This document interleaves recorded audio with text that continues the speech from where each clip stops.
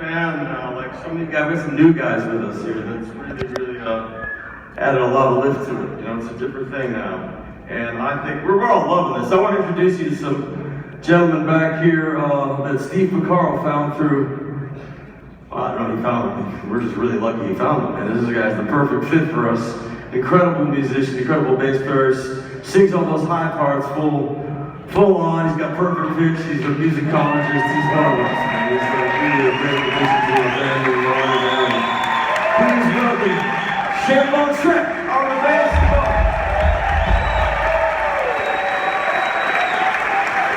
Standing next to him is a guy who was here with us during the 80s.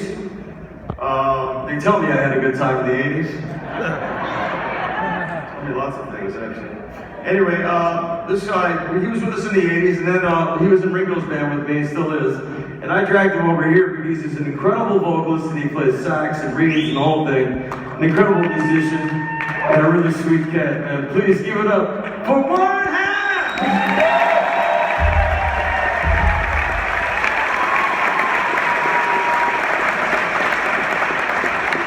Standing back here, I've known this guy since, well, we met.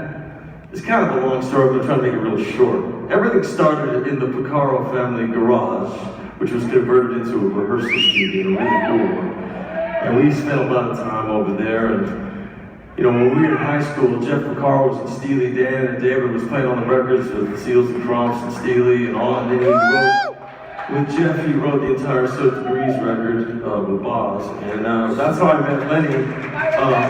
I asked him to join the band, and we met at the SIR studio rehearsals, sound stages. In 1977, we were 19 years old.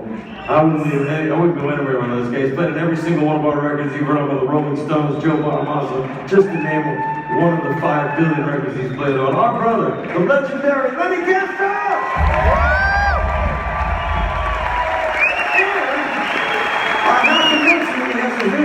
Timbali sticks, so you better get some of those, man. I'm gonna get some, I don't even play timbali.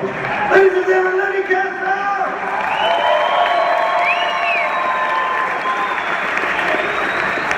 On the drums, another absolutely fantastic find.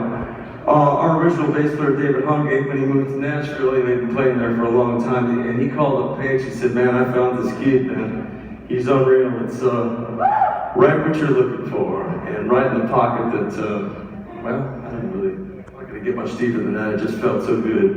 And it was really difficult for us to sway him to come into the band because he had given up drums, and he was doing Brazilian bikini waxes for men in Nashville. Business was not going so well, so he got back on the drums again and started playing all the hit records that came out of Nashville. I'm sorry, I gotta go off on a tangent.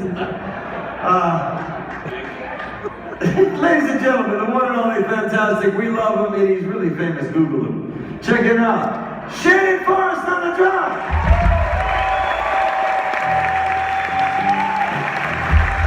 Thank you,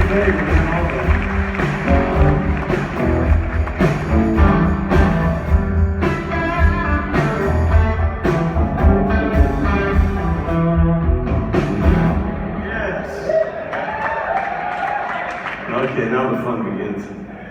Guys I grew up with.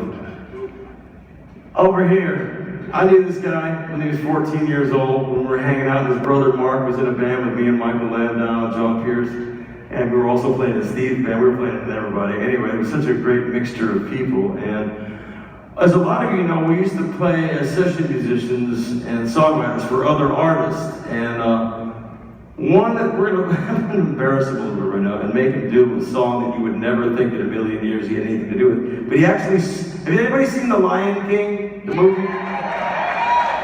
He sang this in the movie, for real, no kidding. Come on, give a taste. It means don't worry of all the rest of the way. It's our problem free, a philosophy. A good time.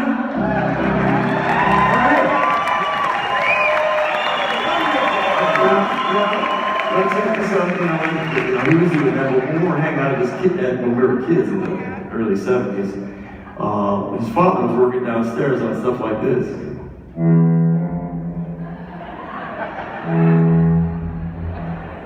Not kidding.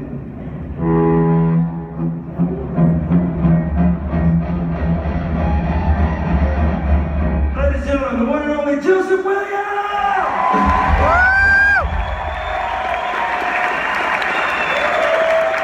It is too. Googly. I don't know why I said googly. It's a weird thing to say. Anyway, this cat right here, man, wow. I mean, it all started with him. You know, I met him in 10th grade. He had the best band in the world. And I was like, holy moly, I want to play with this guy. And it just worked out the way it worked out. His brother was in Steely, and it was like, this is a magical scene. And I was honored enough to be welcomed in and brought me all the way through this wonderful school of music, you know, and also a deep friendship. And I love this cat like my own blood. I want to get all weepy and stuff, but you know, we've been friends since we were kids. We were 15 years old. I love this guy, a genius, a unique musician, a brilliant songwriter, and a producer. And he wrote, you know, the score for Justified, and the TV show is incredible. Give it up, Steve Lukather! And then I wrote a song you might have heard before.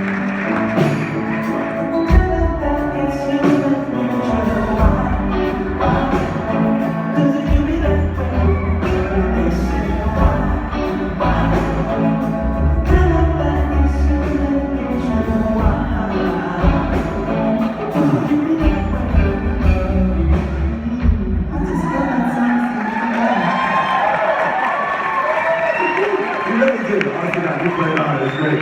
He wrote Human Names for Steve McConnell!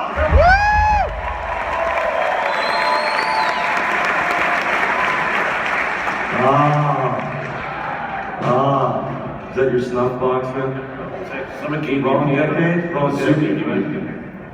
Anyway, I'm being silly tonight. I feel silly tonight. But this guy right here is the guy we all looked up to learn how to make records and to write songs. I mean, this cat is like out of the box.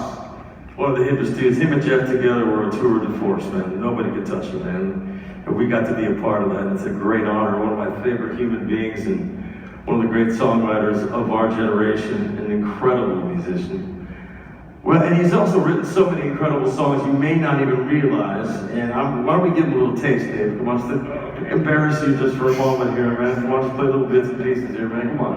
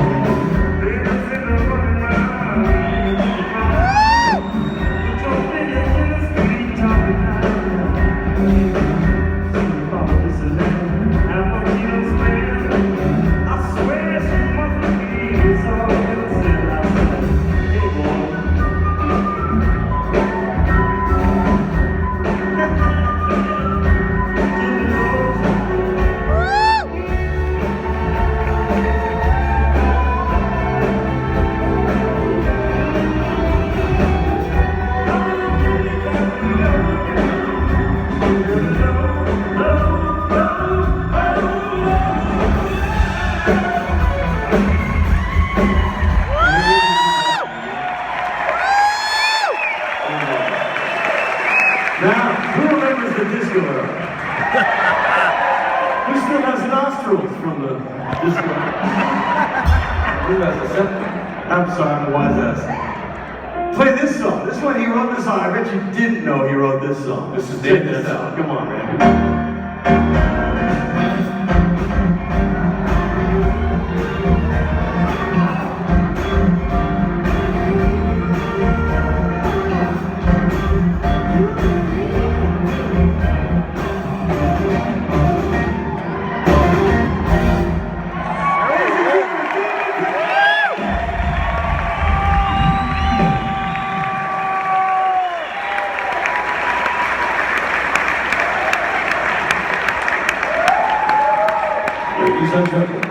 You know him.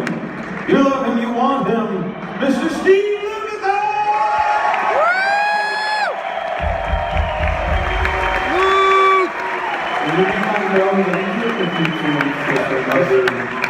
Steve's gonna beat. These are beautiful. Come on.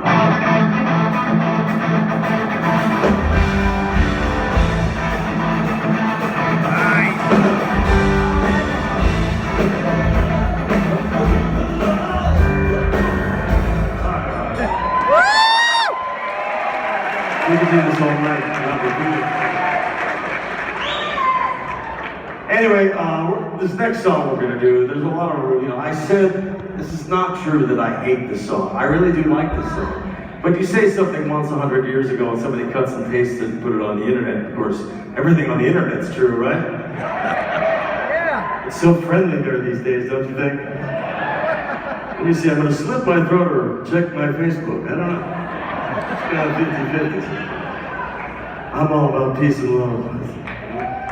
And this next song has a lot of rumors about it, and what it's really all about is it's not about Barbara Feldon, from Maxwell Smart. That was the first one that came out. Dave wrote this song, and he was very upset when he found out about people were saying these things. It's not from the THX movie by George Lucas, about everybody had numbers instead of names.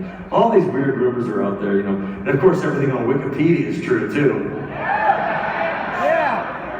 I can't even change my own. It's weird. By the way, there's a rumor that I'm wearing a wig. I mean, who would buy a wig that looks like this, for God's sake? I really can't pull it.